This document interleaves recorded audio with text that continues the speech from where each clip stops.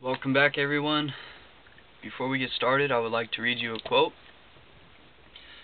Education is the most powerful tool in which you could use to change the world.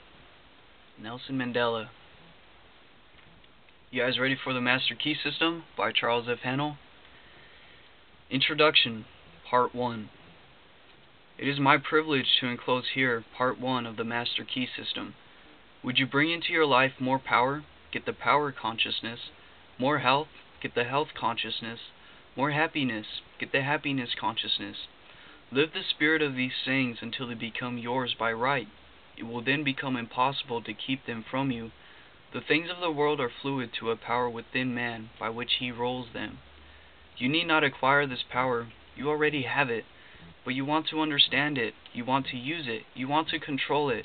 You want to impregnate yourself with it, so that you can go forward and carry on the world before you. Day by day, as you go on and on, as you gain momentum, as your inspirations deepens, as your plans crystallize, as you gain understanding, you will come to realize that this world is no dead pile of stones and timber, but that is a living thing. It is made up of the beating hearts of humanity. It is a thing of life and beauty. It is evident that it requires understanding to work with material of this description. But those who come into an understanding are inspired by a new light, a new force.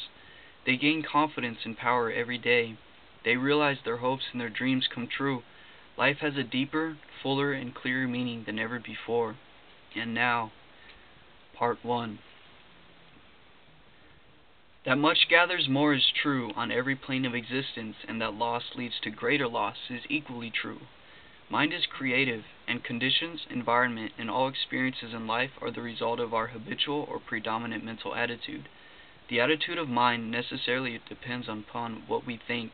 Therefore, the secret of all power, all achievement, and all possession depends upon our method of thinking. This is true because we must be before we can do, and we can do only to the extent which we are, and what we are depends upon what we think. We cannot express powers we do not possess, and the only way in which you may secure possession of power is to become conscious of power, and we can never become conscious of power until we learn that all power is from within. There is a world within, a world of thought and feeling and power, a light of life and of beauty, and, although invisible, its forces are mighty.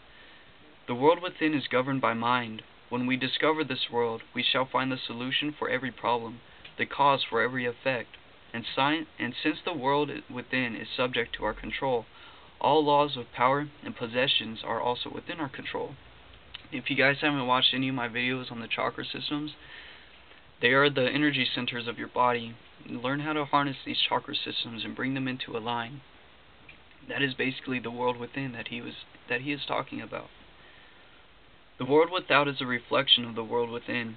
What appears without is what has been found within. In the world within may be found infinite wisdom, infinite power, infinite supply, and all of that is necessary, waiting for unfoldment, development, and expression. If we recognize these potentialities in the world within, they will take form.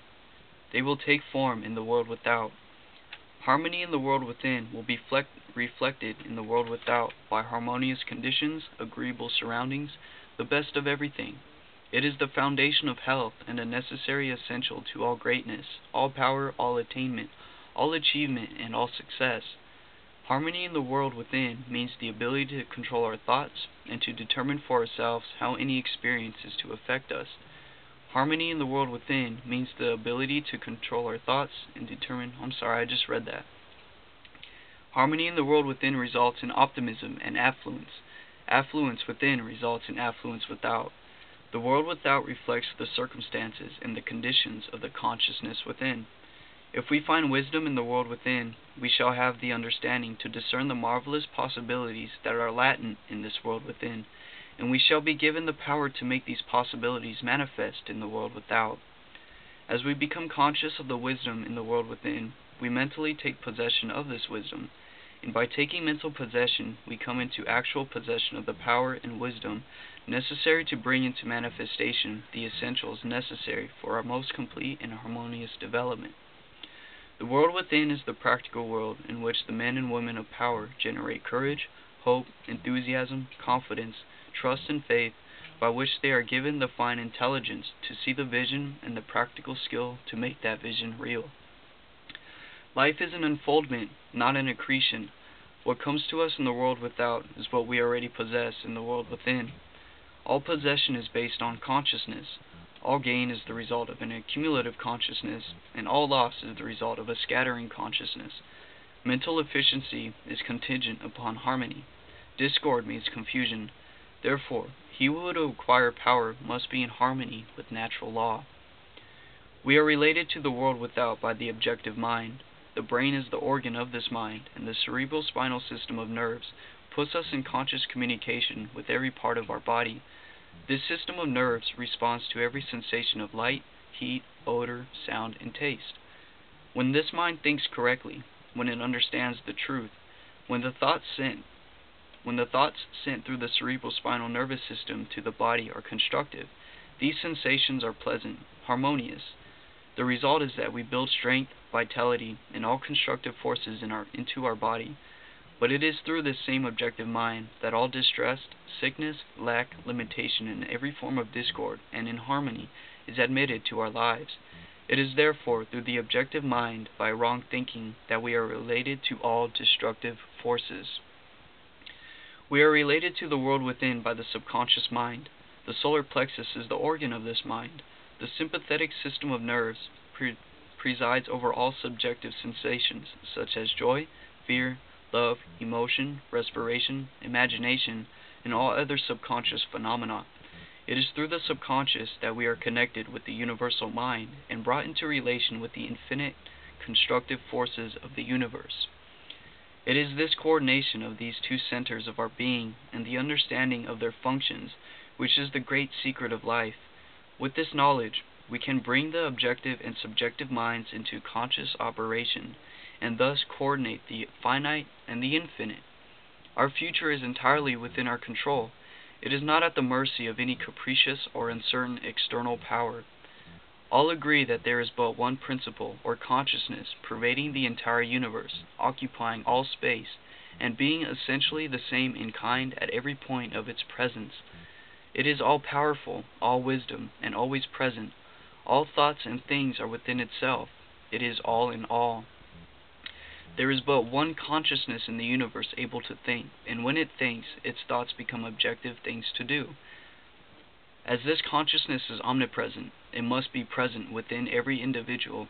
Each individual must be a manifestation of that omnipresent, omniscient, and omnipotent consciousness. As there is only one consciousness in the universe that is able to think, it necessarily follows that your consciousness is identical with the universal consciousness, or, in other words, all mind is one mind. There is no dodging this conclusion.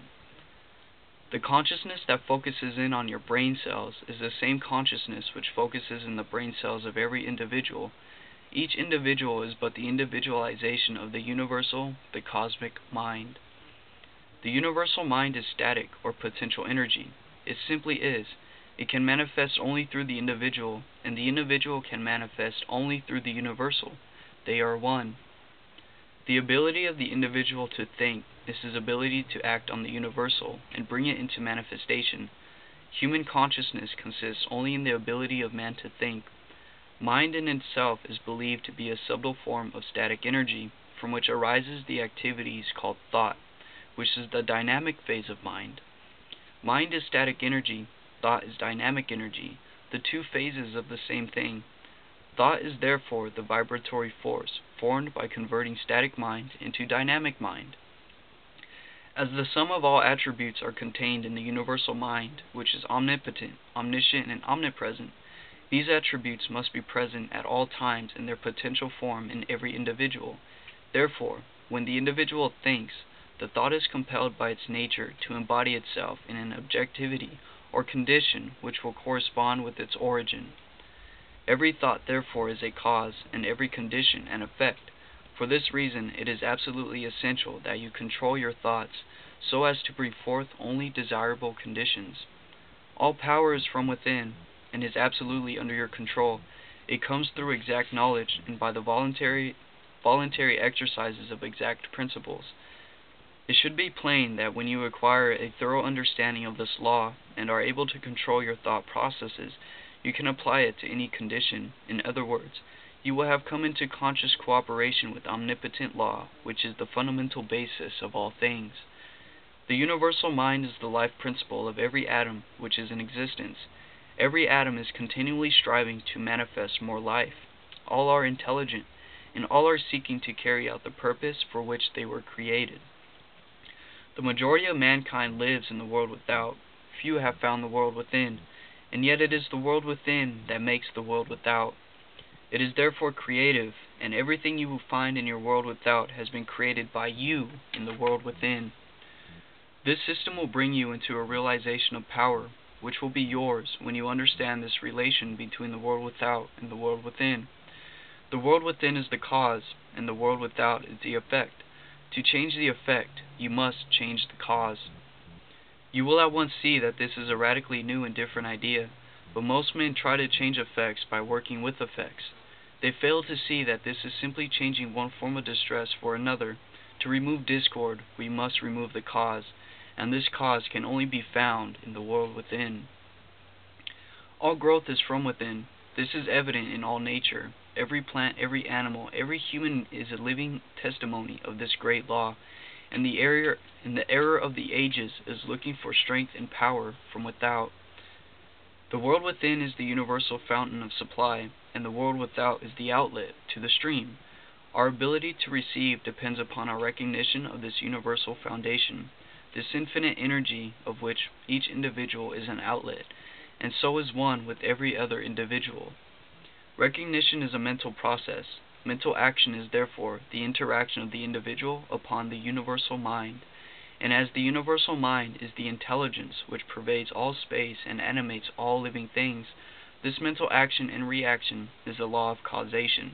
But the principle of causation does not obtain in the individual, but in the universal mind. It is not an objective faculty, but a subjective process, and the results are seen in an infinite variety of conditions and experiences. In order to express life, there must be mind. Nothing can exist without mind. Everything which exists is some manifestation of this one basic substance from which, and by which, all things have been created and are continually being recreated. We live in a fathomless sea of plastic mind substance. This substance is ever alive and active. It is sensitive to the highest degree. It takes form according to the mental demand. Thought forms the mold or matrix from which this substance expresses. Remember that it is in the application alone that the value consists, and that a practical understanding of this law will substitute abundance for poverty, wisdom for ignorance, harmony for discord, and freedom for tyranny, and certainly there can be no greater blessing than these from a material and social standpoint. Now make the application. Select a room where you can be alone and undisturbed. Sit erect, comfortably, but do not lounge. Let your thoughts roam where they will. But be perfectly still for 15 minutes to a half an hour. Continue this for 3 or 4 days, or for a week, until you secure full control of your physical being. Many will find this extremely difficult, others will conquer with ease, but it is absolutely essential to secure complete control of the body before you are ready to progress. Next week you will receive instructions for the next step. In the meantime, you must have mastered this one. Part 1. Study questions and answers. What is the world without in its relation to the world within? The world without is a reflection of the world within. 2. Upon what does all possession depend?